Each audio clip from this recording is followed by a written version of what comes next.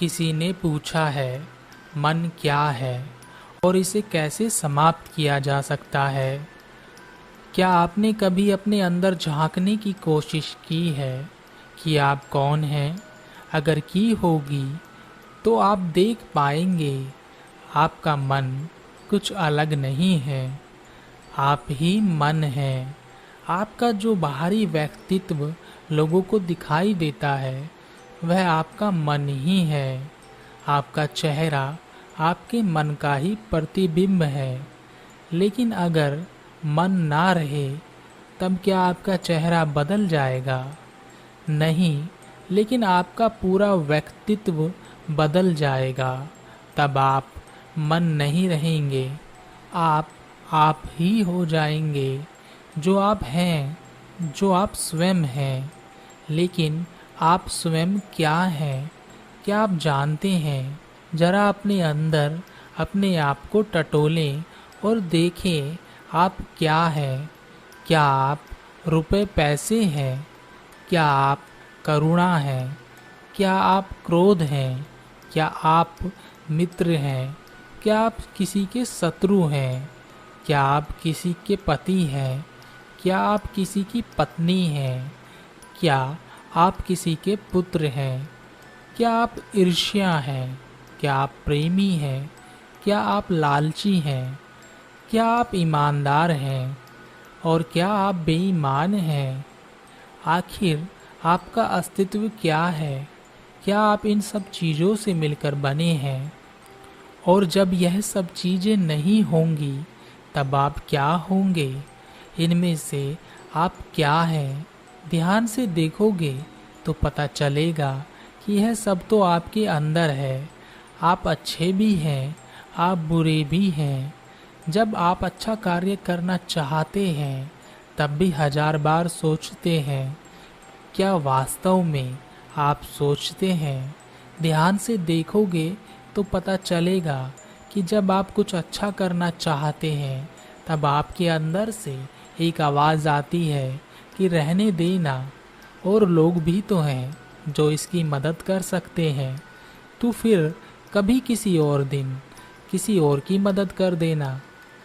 ऐसे ही जब आप कोई बुरा काम करने जाते हैं तब भी आपके अंदर से एक आवाज़ आती है जो आपसे कहती है कर लेना, कोई नहीं देख रहा, किसी को पता भी नहीं चलेगा। लेकिन यह सब क्या है जो आपके अंदर चलता है? कभी आपने सोचा? आपने नहीं सोचा होगा, खासकर उस समय जब यह स्थिति चल रही होगी। बाद में आप सोच सकते हैं कि यह क्या हो गया, मैं तो ऐसा नहीं चाहता था। और यह सब क्या है? क्या आप नहीं जानते कि यह सब क्या है? यह सब कन्फ्यूजन है, यह सब भ्रम है। हम भ्रमित होते रहते हैं और इसका कारण हमारा मन है, क्योंकि मन का अस्तित्व ही कन्फ्यूजन है। यह भ्रमित कर देता है, यह हमें सही चीज़ें नहीं देखने देता। जब आप अच्छा करने जाते हैं यह आपको तब भी रोकता है और आपसे कहता है कि यह कार्य करके कोई फ़ायदा नहीं होने वाला। और जब आप बुरा करना चाहते हैं तब भी यह आपको रोकता है और कहता है इसे करके तू फंस जाएगा, इसे मत कर। लेकिन एक और तो यह आपको मना करता है कि मत कर, और दूसरी ओर आपके अंदर एक रस की उत्पत्ति करता है, एक आनंद की उत्पत्ति करता है उस गलत कार्य को करने के लिए। तो जब आप उस गलत कार्य को करोगे तो उस कार्य को करते समय आप बहुत आनंदित भी होंगे, लेकिन बाद में पछताएंगे भी। लेकिन कौन पछताएगा? क्या आप पछताते हैं? असल में जो आप हैं वह कभी नहीं पछताता, क्योंकि वह सोया है, उसे कोई जानकारी नहीं है। यह पछताने का काम भी आपका मन ही करता है। यह आपको एक ऐसे तूफान में फंसाए रखता है जहाँ से निकलना असंभव सा है। यह आपको जरा भी मौका नहीं देता कि आप यह सोचें कि आप कौन हैं।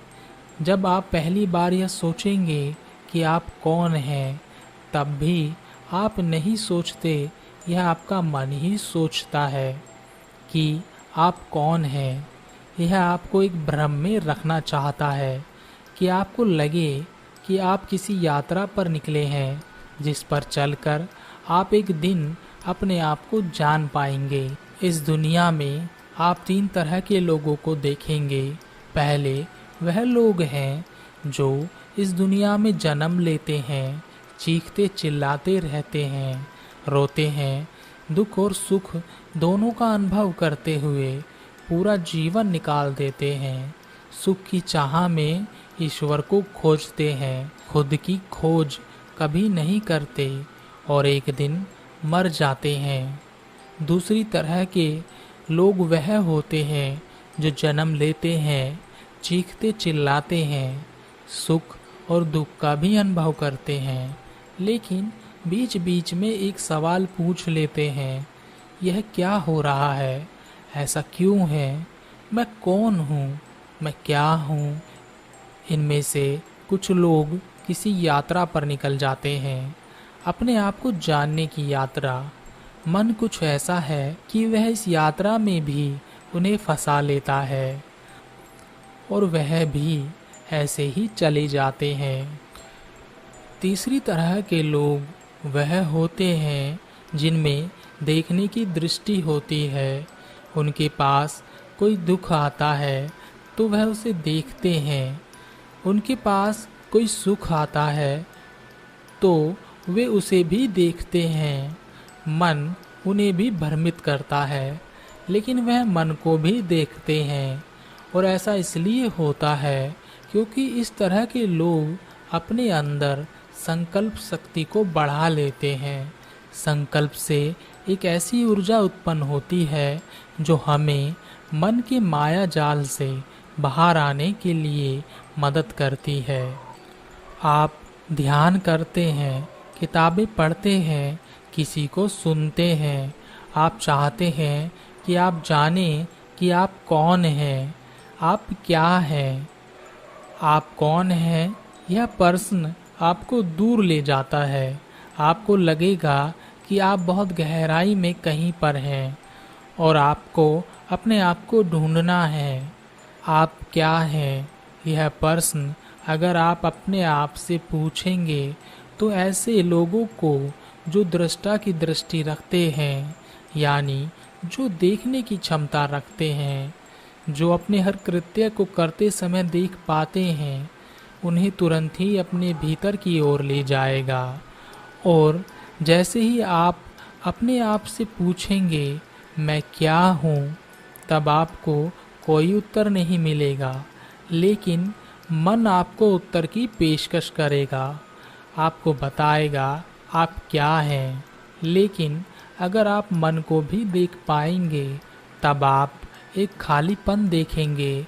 इस खालीपन के नीचे अस्तित्व दिखाई देता है आपका, लेकिन वहाँ तक पहुँचने के लिए मन के तूफान को पार करना होगा। इतनी आसानी से मन आपको मैं क्या हूँ का उत्तर प्राप्त नहीं होने देगा।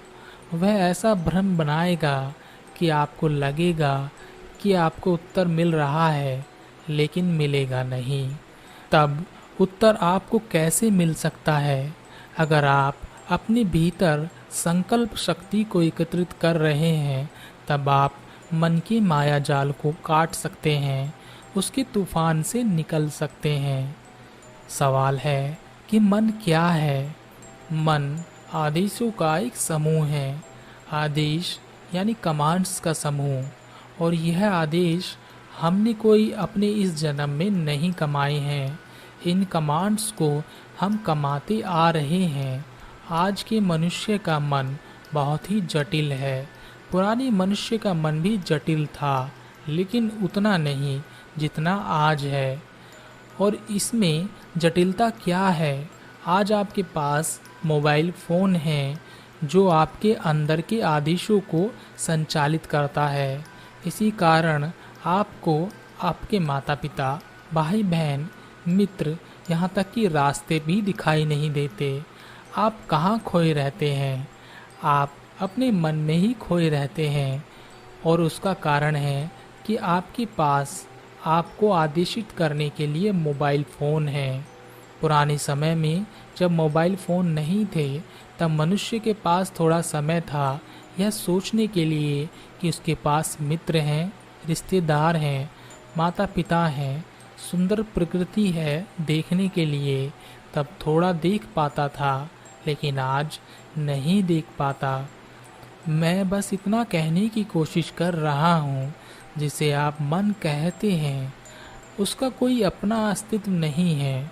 वह स्वतः चलने वाले आदेशों पर काम करता है। आपके पास आँख है, आपने एक सुंदर चीज़ देखी, मन के पास कमांड है और उसने आदेशित किया उस चीज़ को पाने के लिए।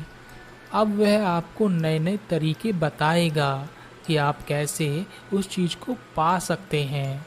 जब तक आप उस चीज़ को पा नहीं लेते, तब तक वह आपको उसके प्रति आकर्षित करता रहेगा, क्योंकि उसके पास आकर्षित करने का भी आदेश है। मन स्वतः चलने वाले आदेशों, कमांड्स का इतना बड़ा जाल है कि उसके जाल से निकल पाना लगभग असंभव सा हो जाता है।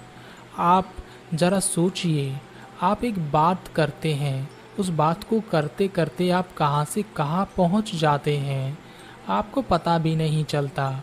और यह आप कैसे करते हैं, कभी सोचा है? क्योंकि आप बह रहे हैं कमांड्स के साथ, आदेशों के साथ। जब आप कोई बुरा कार्य करते हैं, तब कोई आपको रोकता है, आपके भीतर से ही कोई आपको आवाज़ देता है, वह भी आपका मन ही होता है। मन के पास दोनों तरह की कमांड्स होती हैं, अच्छी और बुरी दोनों। उसका कार्य केवल आपको भ्रमित करना होता है। इसलिए जब आप ध्यान की बातें करते हैं, अपने आप को जगाने की बात करते हैं, तब भी वह आपके रास्ते में अवरोध पैदा नहीं करता। वह आपसे कहता है करिए, वह आपके साथ ही होता है। लेकिन ध्यान करते करते अगर आपके मस्तिष्क में एक सुंदर स्त्री या पुरुष आ जाए, तब आपको इतने आदेश, इतनी कमांड्स मिलेंगे कि आप ध्यान भूल ही जाएंगे और निकल जाएंगे एक लंबी यात्रा पर, जहां पर आप नए नए सपने बनाएंगे और आपको आनंद भी आएगा। फिर अचानक आपको याद आएगा कि आप ध्यान कर रहे थे। सवाल है कि क्या मन को समाप्त किया जा सकता है? हाँ, बिल्कुल समाप्त किया जा सकता है। जब आपके भीतर चलने वाली सारी बातें, सारी जाल जंजाल समाप्त हो जाएंगे, जब स्वयं चलने वाले सभी कमांड समाप्त हो जाएंगे, तब मन समाप्त हो जाएगा। तब जो भी आदेश या कमांड होगी वह आपकी अपनी होगी, लेकिन तब मन कहीं नहीं होगा, वह समाप्त हो जाएगा। जैसे कोई तूफान चला जाता है और केवल समुद्र रह जाता है। लेकिन यह कैसे होगा? यह तब तक संभव नहीं है जब तक कि आप मन के बहाव में बहते रहेंगे। आपको छोटे छोटे संकल्प लेने होंगे, उन संकल्पों को पूरा करना होगा। यह संकल्प आप में ऊर्जा का संचार करेंगे, आपके ध्यान को एकत्रित करेंगे, आप में दृष्टा की दृष्टि उत्पन्न करेंगे। इसलिए बुद्ध ने शीलों के आचरण पर जोर दिया था। शीलों का आचरण मन की प्रवृत्ति के विरुद्ध चला जाता है और यह संकल्प के द्वारा ही पूरा किया जा सकता है। ऐसा करने से मन की और आपके मध्य एक दरार खुल जाती है। आप मन से थोड़ा अलग हो जाते हैं, थोड़ा सा जागृत हो जाते हैं। लगातार संकल्प की पूर्ति से आप में जागरण की क्षमता उत्पन्न होती है। लेकिन मन चालाक है, वह सुविधा ढूंढ ही लेता है, या कहें कि मनुष्य बहुत ही चालाक प्राणी है। वह हमेशा सुविधा ही ढूंढता रहता है, कोई ऐसा रास्ता जिससे कि उसके संकल्प की पूर्ति भी हो और उसे ज़्यादा जोर भी ना पड़े। इसलिए संकल्प ऊर्जाहीन भी हो जाते हैं। एक करोड़पति आदमी संकल्प लेता है, मैं भगवान को सोने का मुकुट चढ़ाऊंगा, लेकिन क्या कोई भगवान को कुछ चढ़ा सकता है? लेकिन वह अपने संकल्प अनुसार मंदिर में जाकर भगवान को मुकुट चढ़ाता है सोने का। लेकिन वही व्यक्ति बाहर किसी गरीब की मदद नहीं कर पाता, किसी ज़रूरतमंद की मदद नहीं कर पाता, तब क्या उसका संकल्प ऊर्जावान हो सकता है? आपने ऐसी जगहों के नाम सुने होंगे जहाँ कहते हैं कि मनुष्य के जाने से उसके सारे पाप धुल जाते हैं। यह क्या है? यह केवल सुविधा है। सुविधा इस बात की कि हम पाप कर सके और हमें उससे मुक्ति भी मिले। हम सब कुछ ईश्वर के हाथ में सौंप देना चाहते हैं। हम चाहे पाप करें या पुण्य करें, हमें सुविधा मिल ही जाती है। हम मासूम हो जाते हैं और कहते हैं यह सब तो ईश्वर की इच्छा है। ईश्वर को भी हमने अपनी सुविधा अनुसार बना लिया है। जैसे हम हैं वैसा ही हमारा ईश्वर भी हो गया है। इसलिए अगर आप संकल्प ऊर्जा चाहते हैं तो सुविधा मत ढूंढना। एक बात ध्यान रखना कि जो कुछ भी चल रहा है वह आपके भीतर ही चल रहा है। खुशी आपके भीतर है, दुख आपके भीतर है, सुख भी आपके भीतर है, ईश्वर भी आपके भीतर है। बाहर की ओर कुछ भी नहीं है। अगर आप दुखी हैं तो बाहर का वातावरण दुखमय दिखाई दे सकता है, लेकिन बाहर की ओर कुछ भी नहीं बदलता। सब कुछ तो आपके भीतर ही बदलता है। आप खुश हैं तो बाहर का वातावरण खुशियों से भरा दिखाई दे सकता है, लेकिन बाहर कुछ भी नहीं बदलता। खुशी तो आपके भीतर ही होती है। इसलिए बाहर कुछ भी खोजने जाओगे तो अंत में खाली हाथ ही रह जाओगे।